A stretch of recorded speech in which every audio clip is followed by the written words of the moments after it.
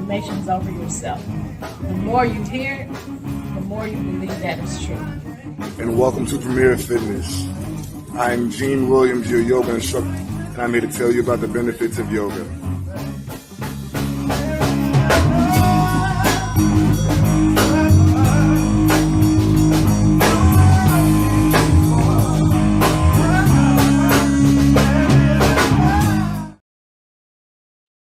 Hey, everybody. Thank you for joining us. You have just tuned in to Where is the Love? I am your host. I am Stephanie Hawkenhall. Joining me is my son, Gene Williams, my co-host. What it is? What it is? Hey.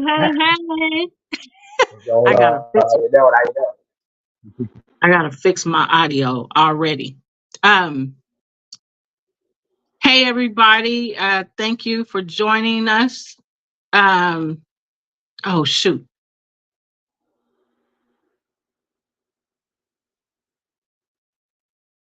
Uh-oh. All right. Looks like she pushed herself out. All right. So, so we have an amazing guest who is the founder of LearnWithJelly.com. All right. She's back. I'm sorry. I kicked myself out and I got to fix this audio real quick. Man, I was looking down my notes. All of a sudden you was going. I'm like, wait a minute. No, not again. Mama, no. Mama, and no. I still didn't fix it. Y'all, hold on. Technical difficulties. That one out. I don't know which one of these to push. Now, can you hear me good? I hear you very well. Dang it. I still hear that static. I'll try to fix it in a minute. Okay. Sorry, y'all, technical difficulties. If you are here, you should be watching us on our YouTube channel, Love Misunderstood Institute, or Premier Fitness 0210. It sounds better now. Also, check us out on TV. Yes, I said TV. Check us out on Roku and Amazon Fire.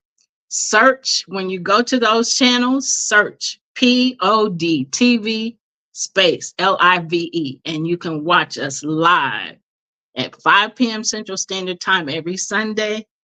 And we are. These faces belong with the tissue. Are you on your iPad? No, I'm on my phone. Because I hear that static again. I'll try to fix it in a minute. I'm so scared I'm going to kick myself out. So do you hear the static when I talk? Yeah. Okay, so I just mute my microphone in between. So yeah, just keep going. I'll mute my microphone. Okay, well, we want you to be able to talk. Okay, y'all, we had a guest last week we didn't have a guest. We've had so many guests. Last week we did our show together. We talked about workplace adults and workplace bullying. There's so much more to that. We'll talk about that again because there's a lot to it. We covered a lot, but there's so much more to cover. So we are here. The purpose of our show is to help you understand how to navigate through those bullying experiences. A lot of you had them as children and may have known that's what it was then, but as an adult, you may not have identified it as an adult. It took me many, many years, and I talk to people that still don't know what it is. You want to add something? I think you're froze. No, you're not. You're not. Okay, so y'all, we have a guest today. These technical difficulties mess me up. We have a guest today. Our guest is Jelly Malinga. Come on out, Jelly. Hey, how you doing? Hey, girl. I meant to ask you, did I pronounce your last name right? It sounded like you said it right, Malinga. Yes. Okay. I said Malinga, so Malinga. Okay. We are happy to have you on our show. Thank you for joining us today. We are looking forward to hearing your experiences and you telling us tell us about Jelly. Who is Jelly and what does Jelly do? Okay, well, thank you for having me. You're Definitely it's an welcome. honor to be here. And who am I? So my name is Jelly Malenga, and I am the founder and lead teacher of Learn with Jelly. And Learn with Jelly is basically it is a nonprofit organization that basically the mission of it is to foster the wonders of early learning while strengthening family bonds. It's an on-demand, on-the-go learning enrichment portal for families at home or on the go with children ages 2 to 6. Oh, And nice. And so who am I? There's a lot impacted in that. Who am I? I am someone that comes from a family of educators, but also someone who experienced bullying young. I came to America from Zambia. I call myself American. I'm half American, half Zambian. And I came to America the year the movie Coming to America came out. And that was not a good time to come to America to the 4th grade, okay?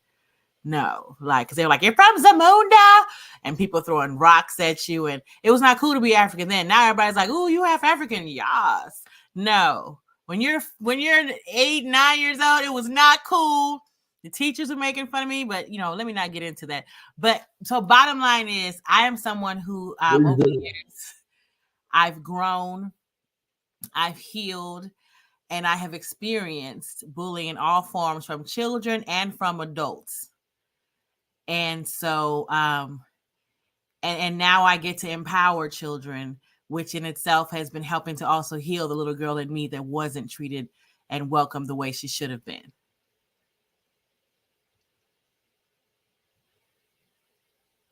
It's awesome that you're turning a wound into something that helps heal other people. That's a beautiful thing. Thank you. I forgot I had my mic on mute as static, so I'm having to turn now I don't hear it. But I think Jean just said the same thing I was going to say, that we've been talking about trauma.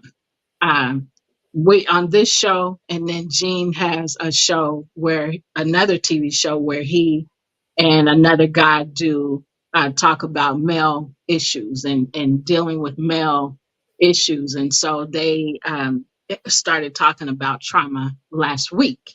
And so their show is every Saturday at 3 p.m. Central Standard Time. And so, and they're also on Amazon and on Roku. What did he say? Ladies Club? I said shameless plug. Oh, shameless plug. I thought he was calling it Ladies Club. I was like, oh, you're telling the ladies to log in? I was like, oh, okay. What's the link? I was like, is that why he on here? With that showcase the arms, muscles, thirst trap, Ladies Club? Okay. I was like, what's the link? Okay, sorry. Oh, goodness. So, Jelly, I love your energy.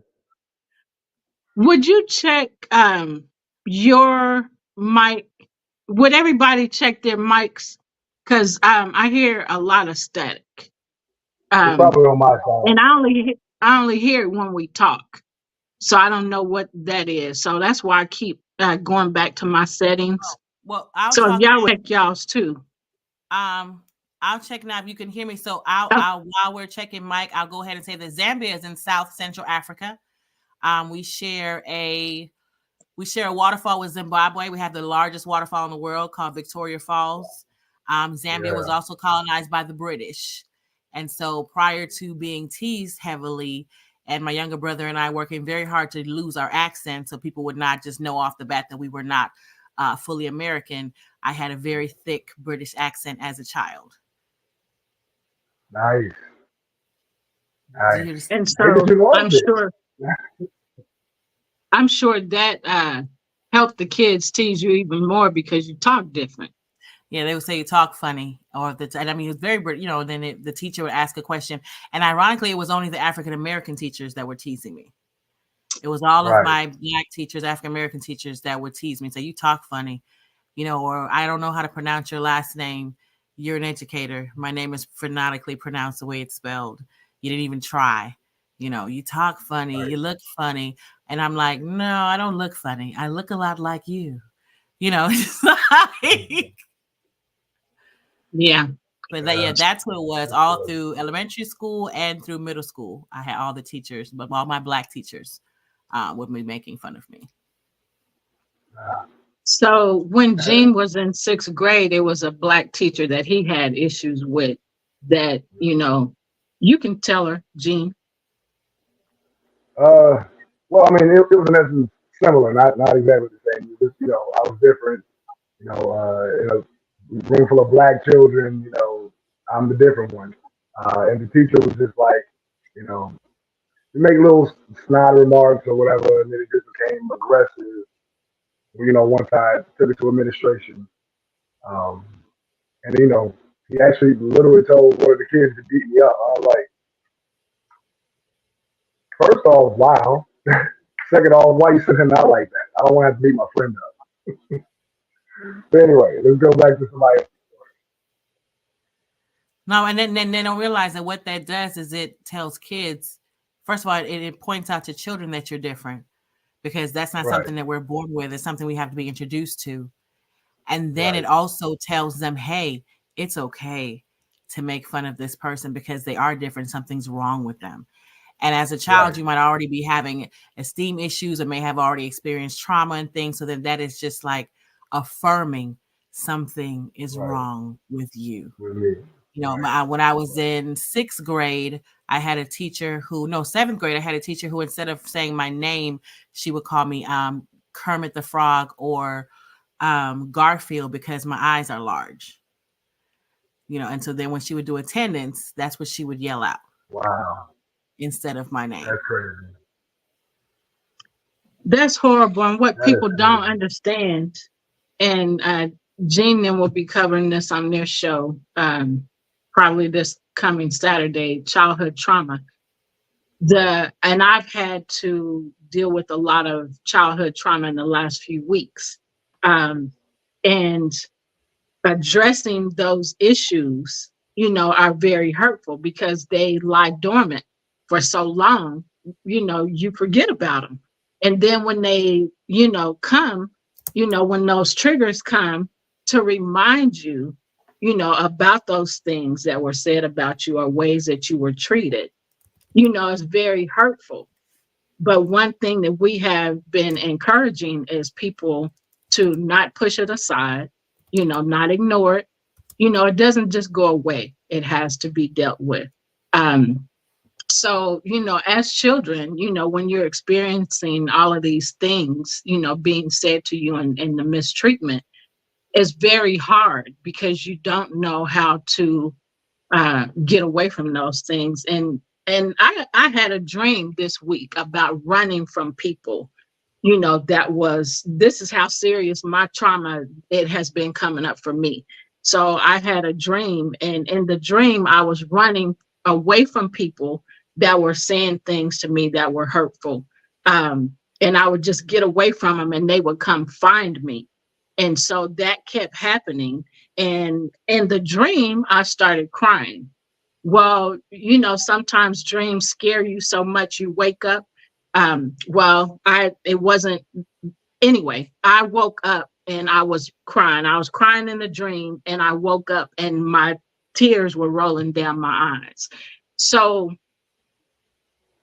dealing with those things, we have to deal with it. Because if we don't, then, you know, it could be even worse than that, dealing with the trauma. So it's so important to deal with those things, but it's so hurtful when people are calling you names and talking about you and putting you down and humiliating you and insulting you, you know, the damage. Oh my gosh. So now you've been in the United States for many years as an adult. And I don't know how many. You're an adult now. Thank you not for asking. I don't want to age myself. I wouldn't do that. I mean, I would if we wasn't live. Because I almost said, how long have you been here? But I was like, no, that'll tell her age. So I better not go there. Yeah, we're not I'm gonna gonna tell have to you. unpack that. I don't understand why women are like, especially black women, are like, I don't want to tell you my age. Like, black don't crack. You can be 100 and look 25. So, be proud. That is true. That is true. It's just a reminder, though. We don't want the I whole. got you. Oh, I had to mess with y'all, Stephanie and Gene, because they know I pop in here and do this every once in a while. But since y'all are having a comical moment, I was thinking to myself that, and I'm talking about bullying, and I'd love to hear your thoughts about this, Jelly. But it seems like we still have a lot of people that are stereotypical about people from the African nations and all along those lines. Because if you look at the note that I put in there, I said Tarzan was 100 years ago. Okay, it wasn't 100 years ago, but it feels like it was 100 years ago. And you still got some folks that have those stereotypes about folks from the different African nations, even though we know that y'all were the cradle of civilization and all in that space. So I just wondered if, as a child, if you dealt with that also, where folks were making those kind of horrible jokes, both because I know you said you came, and I do remember coming to America, coming to the I States. came from Zambia. They automatically hear the Z and said, "You came from Zamunda? Zamunda. Zamunda is real? Do you know No, King it's not real. Joffrey? You know what I mean? Like this the whole, and then that movie is what introduced the whole African booty scratcher. And because they're not thinking, I'm like, doesn't that mean you're scratching mine? Not me walking around scratching yours. But it was There just we go. different things that were introduced during that time. You eat lions' hearts, just all the different things. And now I like the movie. That's the beauty of healing. I see the humor in it now.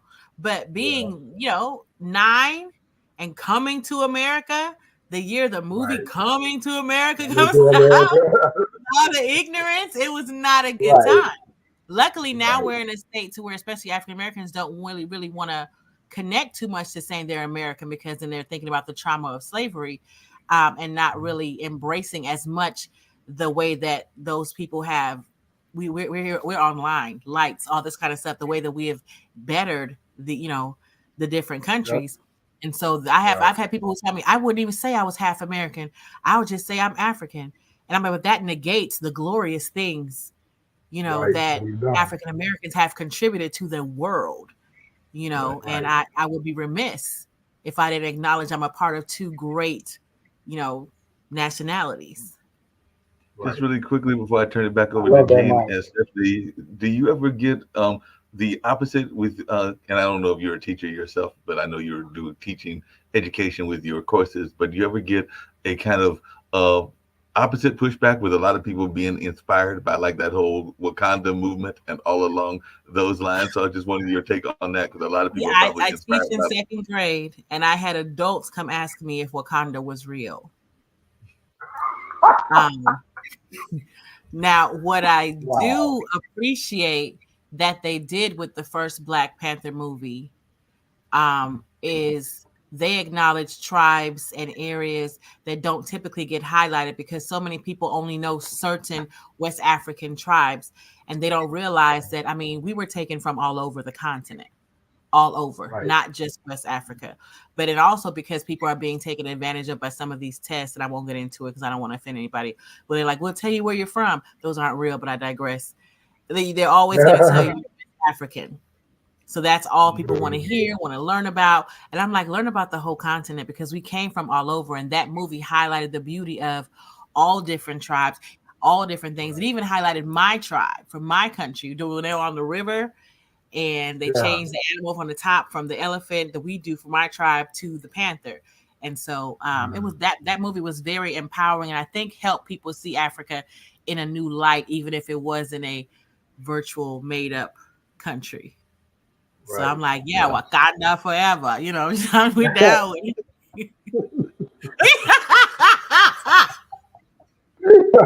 Definitely can relate to that. Like I said, I'm gonna turn it back over to you, but I can relate to what you were saying about that notion of testing, because I have definitely had. That's one of my beefs when I have those tests are European based. So if you're tested against that European kind of like sample, then of course you're going to come out as probably European, whether you are or aren't. So that's one of my biases. And as Stephanie knows, I'm part of the other kind of testing too. So even though I work for a educational testing company, I have problems with educational assessment as well, because I think that they can be biased also. Yeah. Extremely. Beauty of the I'm beast. gonna let y'all go back, but yeah, it's been a pleasure talking to you, and we'll talk some more later on. But definitely let y'all go back to the conversation. So, Jen, you want to ask her something? Oh, you know I do. I think. All right. So first, I want to know what. You hear me? Go ahead. Yeah. Okay. All right. So, what inspired your passion for education? So everyone, almost all the women in my family have been educators. My mother was the very first. There's actually an article. She was the very first African American to get a degree in special education from UW Oshkosh. And then in the article, it says Negro gets special ed, and it has a picture of her. Negro gets special ed diploma. And so that was also the hard part about being bullied and going to my mother, because as somebody who loves education and believes in the oath that we, subconsciously take as educators, her mindset was, there's no way this is really happening. No teacher is going to treat a child this way. You must be making this up, or you must be doing something that's causing these things, because she believes in teachers. She believes in people wanting to make a difference and empower and inspire children. And I'm like, no, that's you, not them, And so it was very hard for her to do that. But then once she saw that we were working so hard to lose our accent and coming home depressed or crying, and then also with the different ways that she would come home and break up the crowds of kids around us, trying to hit us and push us on the ground and all that type of stuff.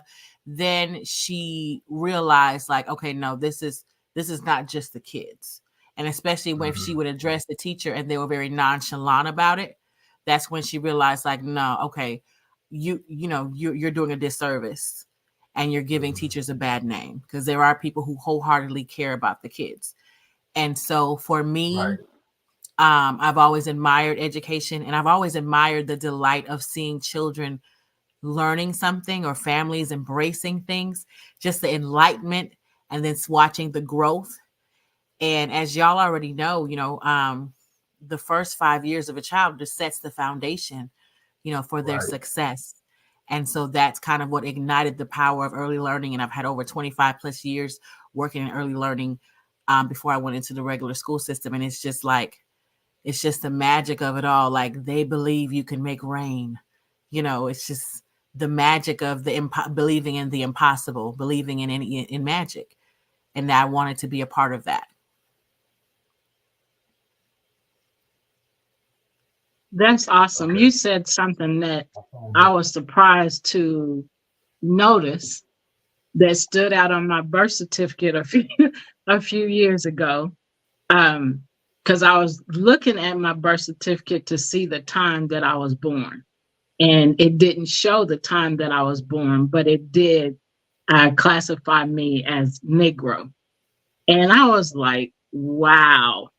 But I already knew, it was colored, it was Negro, so to see that, it surprised me, because that was something of the past, but yet it was, a past for me, because that was my, that was what I was classified as. So when you said that, my immediate thought went to my birth certificate. And like I said, it didn't have the time on it, but like Jean, and I have a daughter, Jean's the oldest, but their birth certificates have their times on it. And because on that particular birthday, I wanted to really celebrate at the time that I was born. I really wanted to, that day, I said, at this time, I'm going to really focus on the celebration of my birthday, but it wasn't on there. So anyway, Wow. That's powerful that you do that. And it makes me wonder, I think I'm going to call my mother when after we're done this interview, because she has always been very big on the time that we were born. Yeah. Right. And even like when we were little, like we'd be 2 years old, 3 years old, and she'll bust your door open, and then your presents were already under your bed, and she would always at the time that you were born. So of course you became teenagers, you try to lock your door because you're like, I'm trying to sleep, but I was born at 4:30 a.m. Like, and she's like, it's your birthday. It's your open the door. Like, open the door. It's your birthday. This is like, damn. You know, it's Love 4:30 a.m. And even as an adult, you know, she'll call you and text you. You were just born. Happy birthday. You know, but it's just the significance of her wanting us to recognize it is the Mhm. time Yeah. that she entered this world. You know what I mean? Like, we're going to Yeah. acknowledge this time. So now I'm wondering if that kind of helped to stir that, because she didn't have that luxury of knowing her time. It's not on there. Mhm. Yeah. Yeah. A We lot of are people. laughing so hard because all day long, every year for my kids, all day long, it's your birthday. Did you know it's your birthday? Just, I act crazy like that all day. You're 13 years old. Did you know you're 13 years old? And I do that all day. Mhm. And when I finally stopped, when I finally stopped doing it was when they started having kids. But I mean, their kids became teenagers, and I had already been doing that with them, and so I sort of, pulled back on that. You know, when they, got teenage. Well, when my daughter's kids are older, but when they became teenagers, and I was like, okay, because they were like, Granny. All embarrassed. I don't care. I'm celebrating. It's embarrassing because because we don't know any better. But as we grow older, it creates a core memory, and it also validates. Like, I am still celebrating. You are, you were chosen. I am celebrating when the world Yeah. became a better place because you entered in at this exact moment. Yes. Yeah, That's awesome. that is Go ahead, Gene. I was just saying that's beautiful to make sure that you celebrate the person at that time they were born, because, like you said, like the planets were set up a certain way when you came into existence on this plane, and that's like you do numerology and things like that. It you have a chart that explains what every placement of every planet Mhm. while you were born, and it makes it very special. And it just shows how special each of us are, how beautifully unique each of us are. So yeah, that's awesome. And it's funny that you said that, because I do that to people too. I call people now, hey, it's your birthday. You were born at this. Hey, third time. Happy birthday. Okay, that's the third time he said it. Okay, I'm sorry. It's still your birthday now. You know that, right? It is. It's just disheartening when people say things like, "My birthday doesn't matter," because it does matter, Yeah, because we're not here by accident. We're not right, here just by happenstance. You were intended to be here at this right, time, for this season, for this, this group of people that you're empowering. And so you have purpose. right, There's a reason that you are here for the now. right, And so right. acknowledging, like, yes, this is when it was made. The time was set, the stage was set. This is when you were supposed to come in. And so that's why I'm like, no, we need to celebrate your birthday, because it was written, it was intended. Yes. Exactly. And there's a That's whole story. awesome. Hey, Jelly, Right. So, as an adult, how much experience, not how much, but what types of bullying have you experienced as an adult? Working in various workplaces, and especially in, ironically, in schools, and in schools that I've worked in, I think there's been things in terms of intimidation. And so because of intimidation, different people will try to bully to make you dim your light, shine a little less, making up things that are not true, saying you did things that you didn't do, those type of things that I've experienced in the workplace. And I mean, unfortunately, it has been by other races. And a lot of times it's just because you felt inferior, but I didn't even do anything to make you feel inferior. It was just like, well, different things, like I sing, I dance, I do different things. And I never experienced where somebody was saying like, oh, she's trying to show off that she can do these things. No, I'm trying to show little boys and little girls that we all have gifts and talents. And if I can be brave enough to show mine, you can be brave enough to show yours, or to try to learn something new, or do something, learn to play an instrument, do something new. It wasn't because I was trying to showcase that I know how to do something, right, And And it's intimidating. It's disheartening, because adults shouldn't be tearing down adults. right. I totally Yeah. agree. Go ahead, Gene. I was gonna say we've all had hard lives in one way or another. So yeah, to further help tear somebody down is ridiculous. You know, we should be mature enough to see ourselves in each person that we encounter, and you'll treat people better if you think of it from that standpoint. So true. So I actually wanted to ask you, what prompted you to start LearnWithJelly.com? So what prompted me to start Learn with Jelly? Excuse me, sorry, let me get some water. What prompted me to start Learn with Jelly is I had just been hired as a 2-generational early learning specialist, basically to work for a nonprofit to help parents prepare parents in a public housing area to help them get their children ready for kindergarten, and also to kind of help any barriers, testing their kids, in home type prepping, basically parenting classes, things of that nature. But COVID came in and I hadn't met any of my clients yet. And so my supervisor was saying, well, how are you going to reach these parents? And I thought about how I'm on Facebook and I see people on YouTube doing things. So I pitched a proposal saying, hey, if we contact these people by phone and I do early learning programming on our Facebook group, will you give me permission to do that? And so that's how I started teaching via Facebook. And then we had 110 families enrolled in that Facebook group. And they logged on and they were answering in the, while I'm live, they're putting comments in the chat and we're learning and we're doing the things. And a good friend of mine was like, okay, but why don't you do this? And it was just like a light bulb, like, oh, like not just these children, and which is a blessing, but how many more families can I reach virtually because we're in a virtual world? Right. And so then that's when I started the initiative. And 2 years ago, I launched. Learn with Jelly is 2 years old, but it's been growing. We've served over 40 families thus far, nationwide. I have a family in London. We had a family in Jamaica. We've had families in 7 different states, and so it has been a great way to reach as many children as I can. And the beauty of it is, it's pre-recorded and on demand.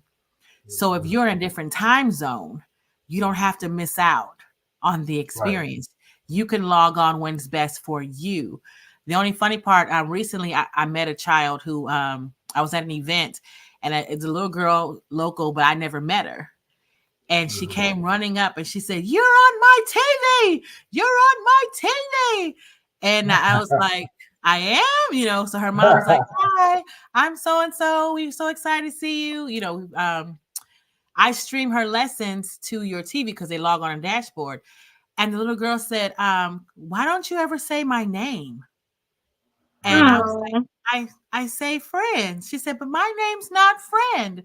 And I yell at the screen because I'm always like, "Hi, friend." And she's like, and I say my name. Say Nova Lee. And you never say my name. Aww.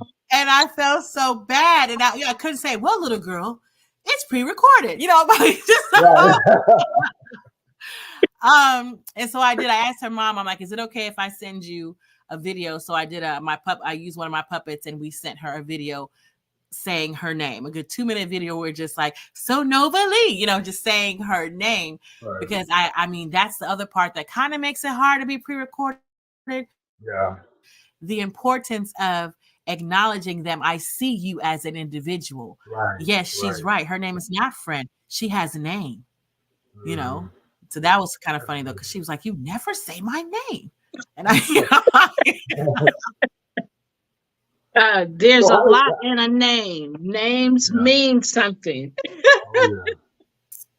So how did she react when she got the video of you actually saying her name? Her mom texted me and she said she loved it. She said, because she was telling all the family members, "Miss Jelly came off my TV. She was in real life." And that was just so funny to me because I didn't know, I had never met the child. I knew the name because they paid and enrolled, but I had never met the child because we don't. And she wasn't one. I do once a month, in a month, Zoom learning where they get to learn with me live. And just because of life and stuff, they had never got a chance to log on live. So I'd never seen her. Because when they come on live, I tell parents, put the name in the chat. We do story time. If they come on story time, put the name in the chat. If the name is on the chat, I will shout out the name. Other than that, you are friend. Right. At least it's friend and not something negative, you know. So, Jelly, I want to ask you, out of all the different types of bullying, I know, we've talked about you being bullied as a child and then your bullying experiences as an adult. When you saw the list of the different types of bullies, what were your thoughts? It was disheartening. But then it was also awakening. It was an awakening moment because it was also a nice reminder that bullying feels different to everyone. So even if you don't think you're bullying, you might be bullying or watering a seed of bullying that was planted by somebody else. Right. That's good. And very true. I was surprised when I first learned because like I said, for many years, I didn't understand that was even my experience as an adult. And then to see all of these, I'm like, oh, wow. So was there a specific type of bullying that stood out to you with all the experiences that you had, or just looking at the list? Was there a specific one or two that stood out to you? Not that I can name off just off the top of my head right now. But I just know that there was quite a few listed. And I mean, the ones that stood out to me, I guess, was also maybe because the ones I could identify with was, just as a child, because I feel like that sets the foundation.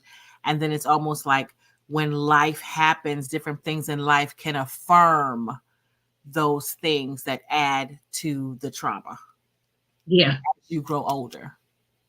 So one other question about the bullying: did any certain experiences re-trigger while you were reading the list? Did you recall certain experiences when you were looking at the list? Some things come to mind, but not in a triggering, I'm grateful for grace. I'm grateful for healing. I'm grateful for being surrounded by a group of friends and family that walk in love daily, because I believe that we heal daily. And I'm grateful for safe places where I can share some of my traumatic experiences so that it doesn't have to be hidden as a form of shame or feeling like, I did something. And so it wasn't triggering, but certain memories, certain different things did kind of come to mind, or were able to identify like, I know what that looks like, or, things of that nature. Yeah. So you wrote a book. I did. I wrote a book. My book is called Sea Pals. No, but I wrote a book, and it is available on my website, Learn with Jelly. So Sea Pals is a phonemic awareness book, and it is a book about Joey the jellyfish who makes friends while diving and exploring the ocean, friends that are different from him. And throughout the book, we are they're looking at adventures and also sounding out words and letter sounds.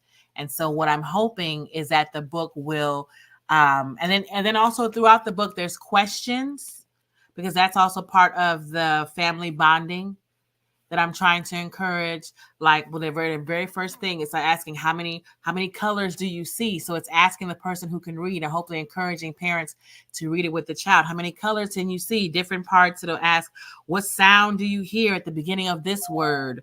What sound do you hear at the end of that word? How does this animal swim? Can you show me? Just different questions that will hopefully help to have the conversation. Because I think sometimes we forget, yes, it's important for children to read, but comprehension is a large part of that as well. and a way to Right. help with the bonding. Have a conversation. What did you read? How did that make you feel? What do you think?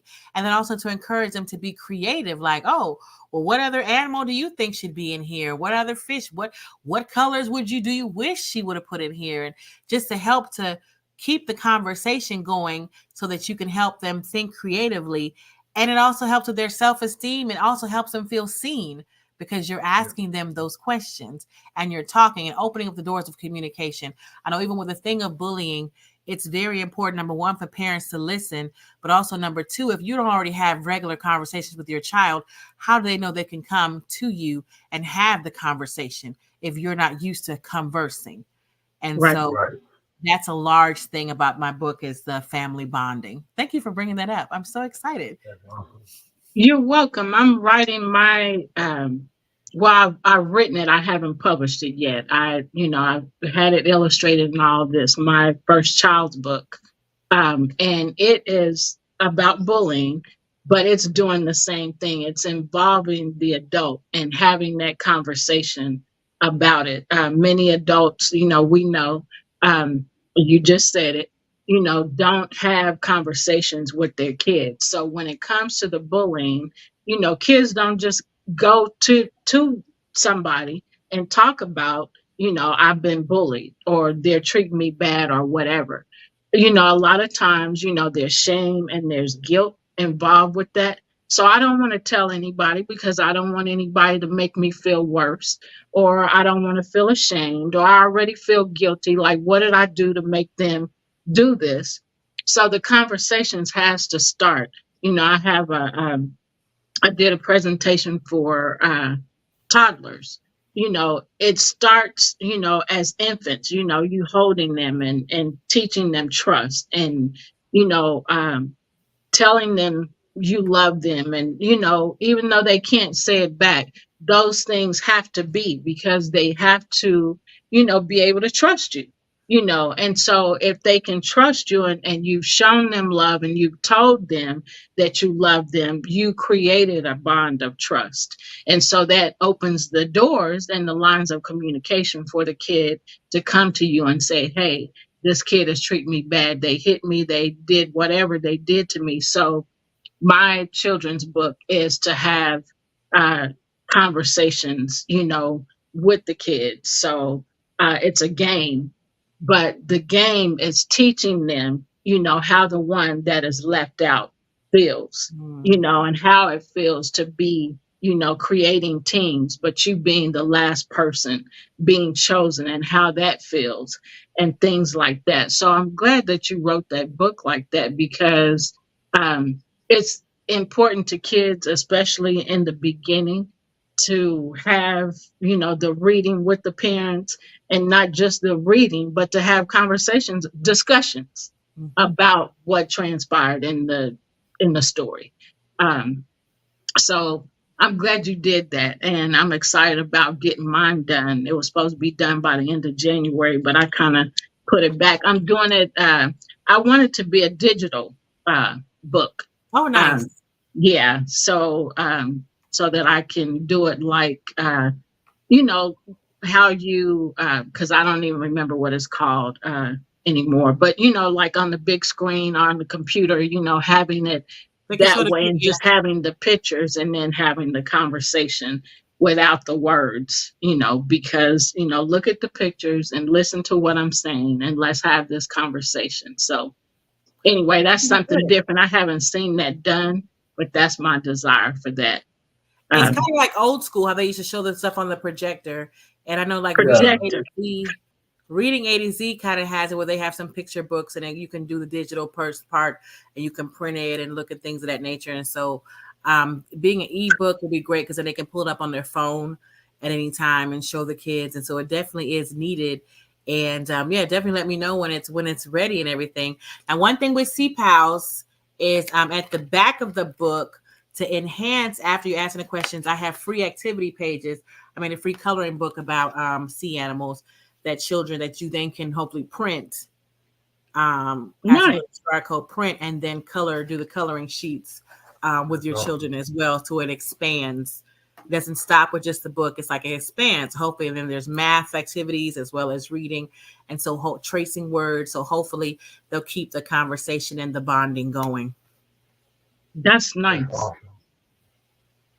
I like that. Jean, you want to ask her something? Oh yeah. So tell us about winning the Black Business Boom Summer 2023 Entrepreneurial Pitch Competition. It's a lot of words. Like, oh my God. I had an opportunity to pitch, and it was about 67 of us. 67 people submitted a pitch, and 10 people got to win $1,000 based on your pitch being. It's part of the Black Business Boom marketing class, and so they held a pitch competition, because it's just like, okay, you say you have a business, but help us understand the heart, the pain point. What is the purpose of it? Because I think that's something that sometimes people forget about when we're in business, when we have endeavors, things that we do, is what is the purpose? Why are you doing this? It should help to stir you up and keep you going, kind of like with this show. You understand the pain, purpose, and why are you doing it, and it'll help you be motivated. So that was what their thing was. So you had 2 minutes, and it's like, click this video, do your pitch. So you didn't get to be like, look at the, here's this and this is beautiful. No, it was click, video, talk, and the timer goes. When that 2 minutes was over, it was like, and done. Wow. And then they had a panel of judges. And so I'm very grateful I got to be one of the 10 that was selected to get that $1,000. And it did come in handy because it helped me sponsor a child for a number of classes. Awesome. Congratulations. Thank you so much. Oh, you're muted. Sorry. You have something else you want to ask her, Jean? I thought you were saying something. Were Can you hear me? Question? No. Yeah, I was asking you if you wanted to ask her something else. Yeah. Okay. So my last is kind of a question, but it's also a compliment and a question. So how does it feel to know that you are changing the trajectory of every young life you touch with your work? It feels life affirming, and it feels like I am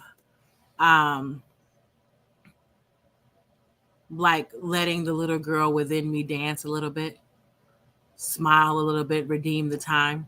It feels like it's redeeming the time, because I believe that the child within us still lives. That person that was in there hurt is still either in there screaming or is in there finally dancing. Right. I love that answer. Great answer.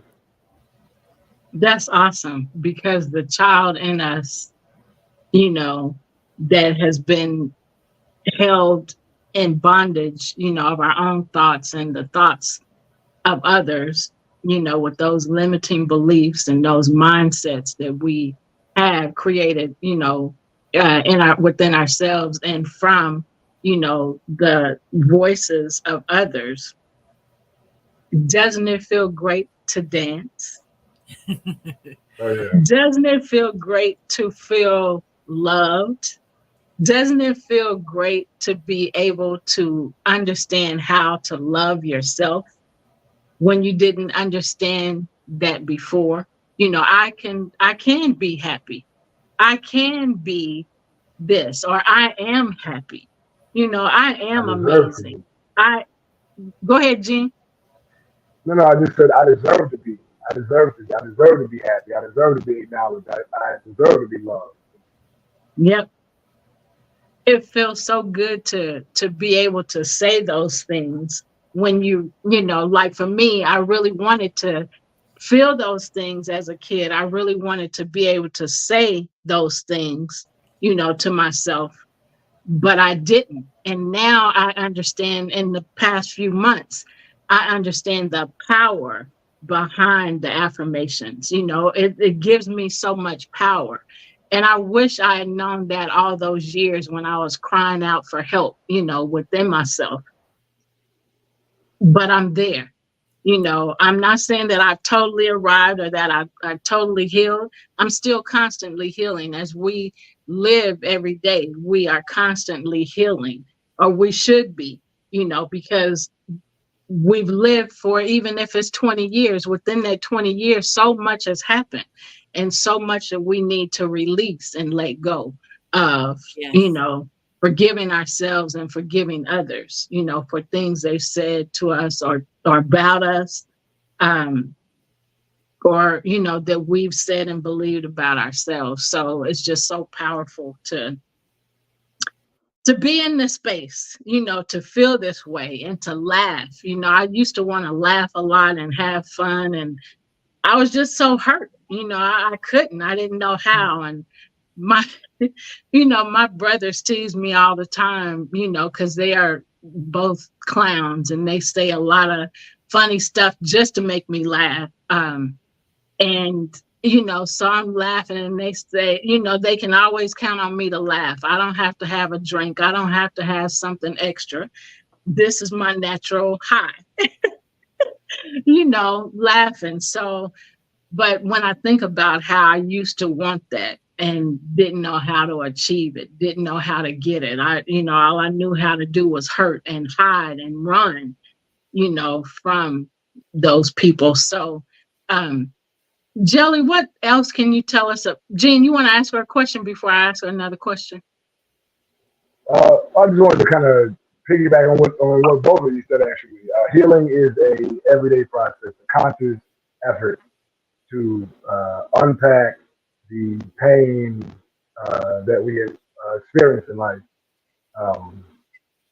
It's an everyday thing, and it's not easy. Sometimes some days is rougher than others, but it's a beautiful process to unpack, past trauma and then grow from it. Especially in the arenas that we are in, like we all get to help others heal as we heal ourselves. So it's just a beautiful thing. I just wanted to kind of piggyback on that.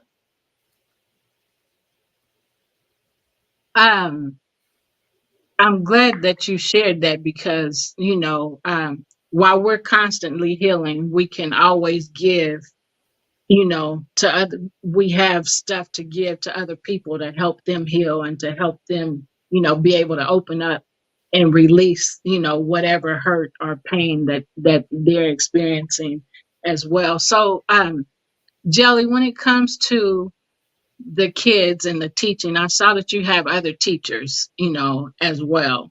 But when it comes to the kids, what is the age ranges that you teach? Through my program, my Yeah. program is for families 2 to 6. However, we do have siblings and older children that, because they're there, participate, do things. A friend of mine was reading my book to a younger child, a 2-year-old, and the 10-year-old on the couch was answering the questions. And so it's just and so it's intended to be a family thing. That's good. And you teach on the side as well. You're a teacher in the classroom. Right now, I'm an associate teacher in the 2nd grade classroom. Yes. Oh, that's a big age gap. How does that work for you? It's not. There's 7 and 8 in 2nd grade. And I thought you said 6th grade. I'm sorry. Okay, I'm with you now. 6 and 7 years old. Okay. Well, but I've been working with youth, especially during summer camps and different places. I've worked with youth ages 0 to 20 to 19 for many years. So at 6 and 7 years old, your favorite group to work with, or the group that you work with best? I would like to believe I can work with all groups well. My favorite are 3 and 4, because those are the age that they still believe they can fly. Yeah. If I just run off this table fast enough and get my speed up, and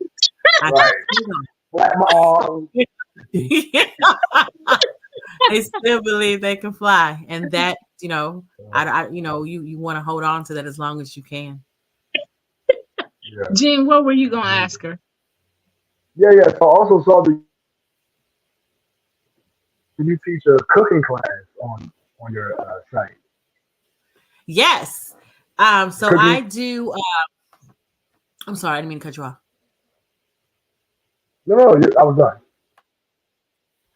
done. So that was also part of the community job that I had in part of my 2 generational coaching and teaching early learning specialist. So that was part of that was helping the parents do healthy cooking and healthy things. And so we used to do once a month cooking classes using American Heart Association recipes. And that's when I learned that a lot of parents are not comfortable with their children in the kitchen. And I mean, cooking is science, cooking is math, cooking is reading. And Yeah. a large part of helping to bring down the amount of burns and just helping a child feel comfortable in the kitchen and understand safety so they won't just be like, well, what does this do? And then also the Right. parents feeling comfortable to also increase more bonding is having cooking classes. And then you'll see, like, you can tell when a parent's like, I'm like, let them do it. We count it out. And so during the summertime, I teach live. And then Awesome. sometimes what I was doing at least once a month, and I'm actually in the process of making out a new menu because I've had several families who have been reaching out. Recently, I taught a mommy and me cooking class for the Jack and Jill of one of the Jack and Jill chapters for Arizona. Jack and Jill of America, one of their chapters in Arizona for Black History, they wanted to do something African. So they hired me to do a virtual meat pie class for them. And so we made meat pies. And it was awesome because it was so fun to let the parents, like, let them do it, show them, because it also helps like build up their confidence. Because if they're in the kitchen with you and Right. they're moving in fear, how great is this product going to be because they're operating out of fear?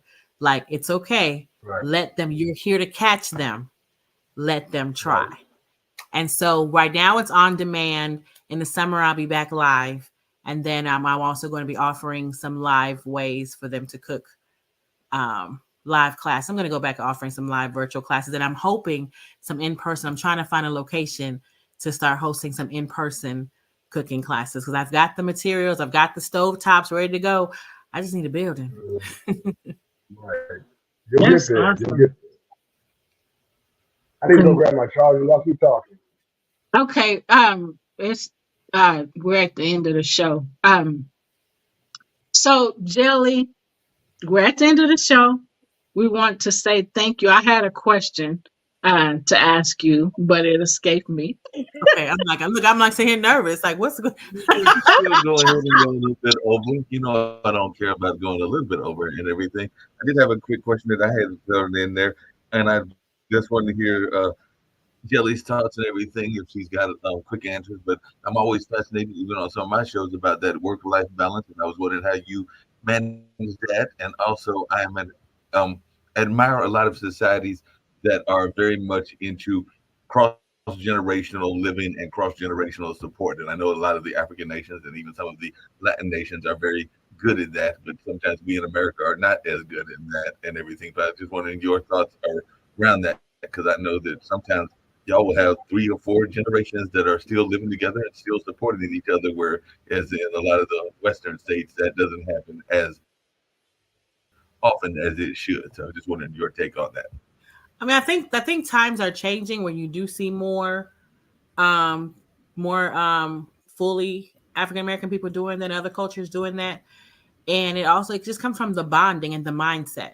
I do believe that because of slavery and different things, because we were taught to be separated and taught to be by yourself, and the way they pulled us apart, but that was also to weaken.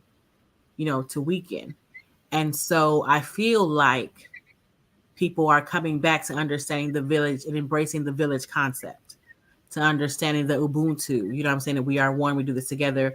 I feel like because I see a lot of that happening. And then how do I balance my work-life balance? Well, you have to have, I mean, that's the whole thing of being organized, making a plan of what you really want to do, I need to make sure I have as much recreation and rest, because I don't want to pour out of an empty cup, because I feel like sometimes even when we're bullying or saying unkind words, we're pouring out of an empty cup. And because we're empty inside, we are hurting other people. And so if nothing else, I make sure that I am, number one, surrounded by people who I know are filling my bucket, surrounded by people. I make sure that I am, I do believe in the Creator. I am a Christian. I do believe in spending time with my Father, Heavenly Father. My natural father is no longer with us. I like relating with friends and family, people that I feel safe with, sharing. If I don't feel okay or I'm not okay, being able to feel brave enough to say, I'm not okay. Like this week was a rough week. And I was with some friends last night and I was just like, I'm not okay. I'm not okay. To be able to say, I'm not okay. And it's okay not to be okay, and to be surrounding myself with people who I can safely say, I'm not okay right now. They're like, what you need to do? You need to cry. Somebody was like, you want to go get that 25-pound weighted blanket? Yeah. Yeah. So that's how I do it now. And I definitely want to do that now, because I still believe at some point, I'll have a partner or something. You can't bring somebody else into your space when you're out in disarray. Yep. You have to have a balance, because you have to have a time so that you can enjoy other people. And it's the same thing that Stephanie said. It's now she's, you're healed and you're learning to laugh and you're loving yourself. And I mean, if you don't love and embrace yourself, how are you going to love somebody else? Or how is somebody else going to even love the real you? Yes. That's awesome. So I know what I was going to ask. I was going to ask about, and this is the last question for me, unless Jean has something else. But with the kids that you work with, do you see in those age ranges, do you see, well, it's a two-part question. Do you see much bullying in those age ranges? And if so, how do you respond to it? So that's the whole question. I mean, in my school, there are things that are set up by the organization that I work for that, you have to respond in a certain way. There are people in place. In the school. Right. Yeah, that's what I'm saying. There are people in place that there are guidelines to how they want teachers to handle it. Okay. Because they have people in place, culture teams and things in place that are do mediation and all that sort of thing. So, good. You do see it. A lot of times kids will say, I'm not bullying, because they don't understand the action, the things they're doing. So then we've started, trying to help them understand, is what you're saying hurting or helping, or is what you're saying filling their bucket, or you think it's taking out of their bucket? Yeah. To bring it down to where the layman terms where they can understand. That's good. And so I think because we're human, and sometimes until you learn better, our first instinct is to just take care of me and how I feel is what's important right now.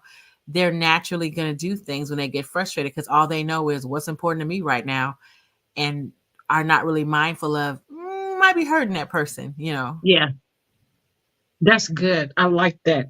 And it's great to hear that there are people in place, mediators, in place to help with those things, because ignoring those things are not helpful. And sometimes I've learned that some people just don't fully understand what it is. When it comes to bullying, they don't fully understand what that looks like. And so they don't know how to help. I've heard that a lot. So that's great to hear.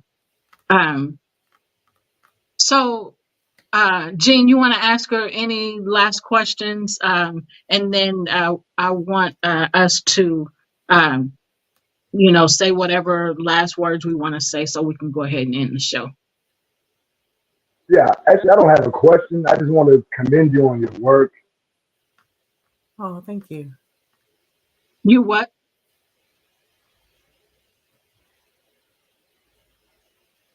You're froze. So hopefully he's able to come back. So Isis, do you have any last words you want to share with our audience? There he is. What were you saying, Jean? All right, so I wanted to commend you on the work that you do, and also the passion that you bring to your work. Unfortunately, a lot of people, because of the way society is set up, we don't take on our work as if it's a life mission, Hmm. and you show up differently when you recognize that your work is part of your life mission. Yeah. That's good. I Jelly, appreciate. what you want to go ahead? I know. I appreciate that. Thank you for the work that you all are doing, for having me here and letting me share, and then even for taking the time to research and get to know me. Like y'all, I'm like, oh, they looked, oh, they know what they talking about. You know, This I mean, ain't no they game, man. We real about ours. I mean, because and that helps me feel seen. You know what I'm saying? So it's like, yes, you're talking about it, but you're living it out loud and helping it understand that a large part in helping those that helping to heal those that have dealt with bullying is to help people feel seen and heard. Yes. So, like you all have already said, and I think I said it earlier. Like my mantra literally is, "We heal daily," because you don't know when you're going to be triggered by something, and giving myself grace, because sometimes you be like, "Dang, that still bothers me. Why that bother me?" No, giving yourself grace to be like, you know what, and that's okay. I'm still healing. We heal daily. Now Yeah. we've identified that. Yep. Let's deal with it and give yourself grace to, in a healthy way, to deal with that thing and why it hurts, why it bothers you, and how you can work to fix it, Yes. And so Absolutely. we heal daily. Go ahead. I'm sorry, I didn't mean to cut you off. Oh, no, you didn't cut me off. So what I have learned is how valuable doing the work to heal is. That is something that I have been really learning in the last few months. And I'll just say this year specifically. I mean, we're already in the third month, but learning how to, do the work, it's important. That's what's going to help us heal. So thank you for being on our show. Thank you for the work that you do. Thank you for saying yes to being on our show. Keep doing the work that you're doing. Keep helping the people that you're helping, including yourself, because you are still helping yourself as well. Thank you so much. Thank you for the opportunity. You're welcome. So, Gene, anything else? No, I said it all. Okay. I think All he was right, going so- to give you the link to the ladies' lounge, or that's not that show that now.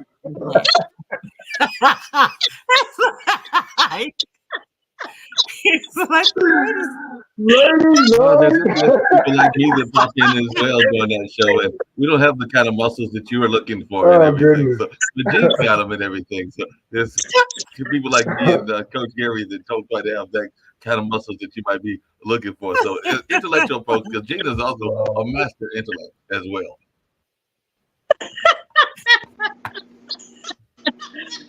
Oh, shoot.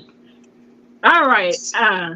Yeah, well, thanks again, Jelly, for being on our show. Mark is going to play the outro. The other thing Gene's And known if you're for, able and to, Gene, I think that what'd you say, Mark? that's what I was going I to didn't add. hear That Gene what- is also a masterful performer. So I think Jelly will get to see how he is also a great performer when we close out this show and another great show. Y'all having a great conversation. But Gene is an intellect. He's got all those muscles. So he is truly the ladies' man and all of that. So all in that space. So I'm going to let folks check out this amazing performer and all in that space. Yes, I'm giving you a hard time, Gene. Mark, you a mess.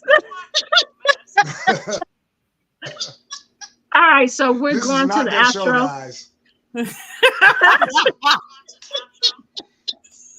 And so Gene and his band, does our outro. They do the intro. That singing that you hear is them.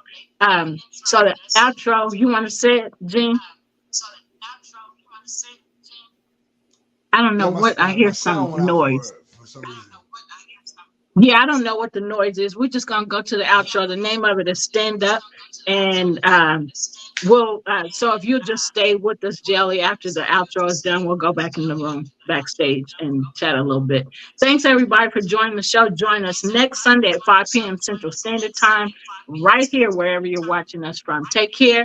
We send you peace, We send you love and joy. Take care. Bye for now. Bye.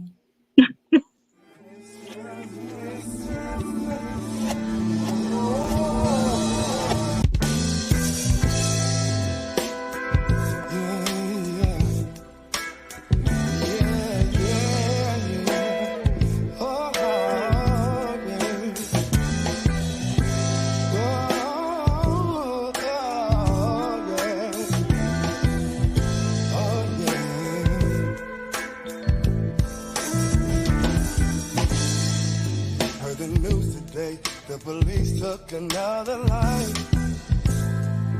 Gunshots rang out, even though he had his hands held high. Yo, I'm sick and tired to walk my brother's short lines.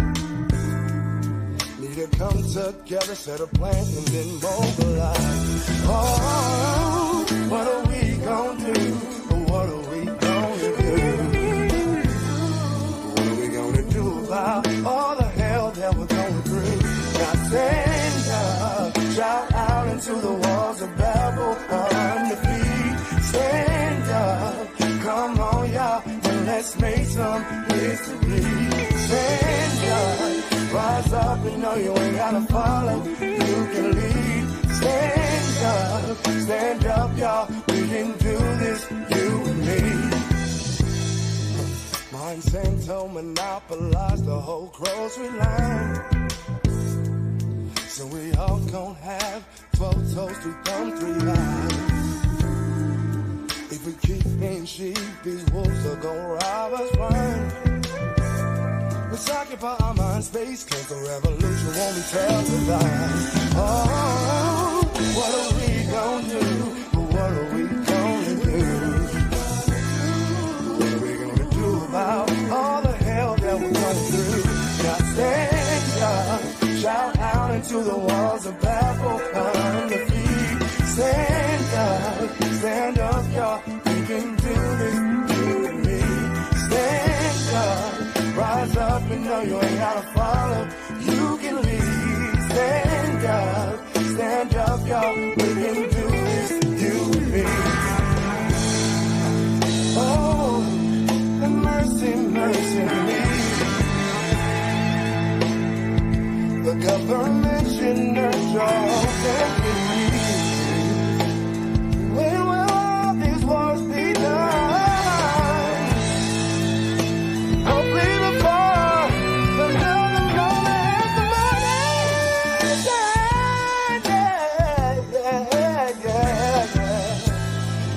Before another mother has the moon her son. Shout out into the walls of Babel on the feet. Stand up, come on y'all, and let's make some history. Stand up, rise up and know you ain't gotta follow. You can lead. Stand up, y'all, we can do